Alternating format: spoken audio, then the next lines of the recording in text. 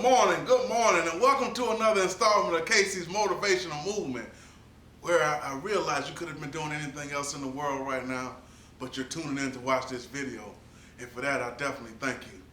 You know, I realize that this is the day that the Lord has made. Let us rejoice and be glad in it. Let me jump right on into the lesson because I know you got things to do, but I want to inspire you today before you go off into the world.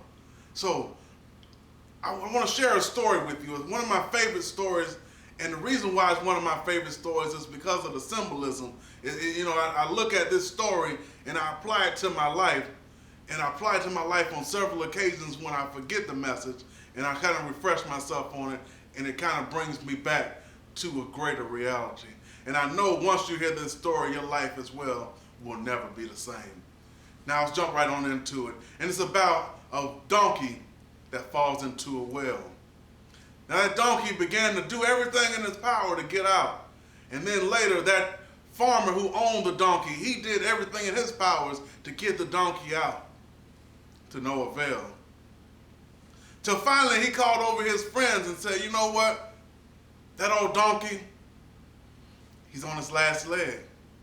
And that well is all old and dried up.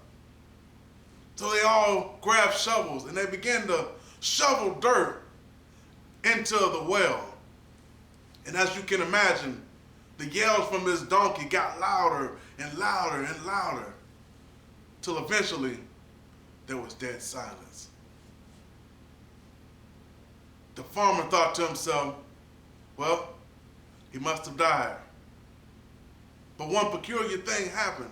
As they continued to shovel dirt into the well, the farmer took a peek over the hole, over the walls, and he saw every time that his friends would shovel dirt into the hole, that donkey would just kind of shake the dirt off his back and rise up above.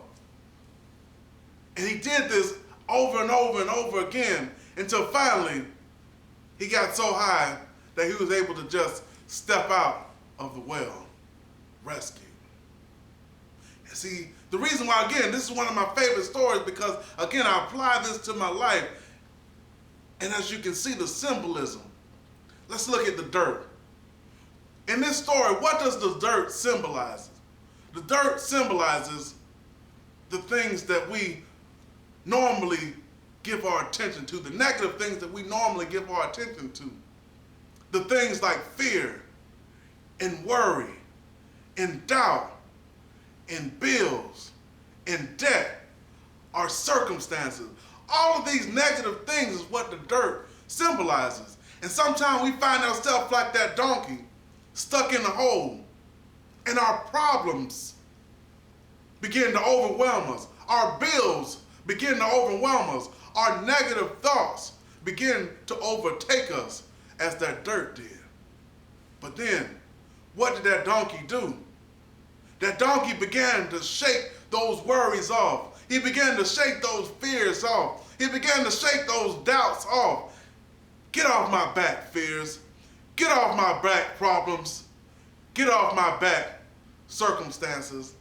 You have to say, just like in the story of faith, you have to say to these problems, be ye mountain removed, and according to your faith, it shall be done.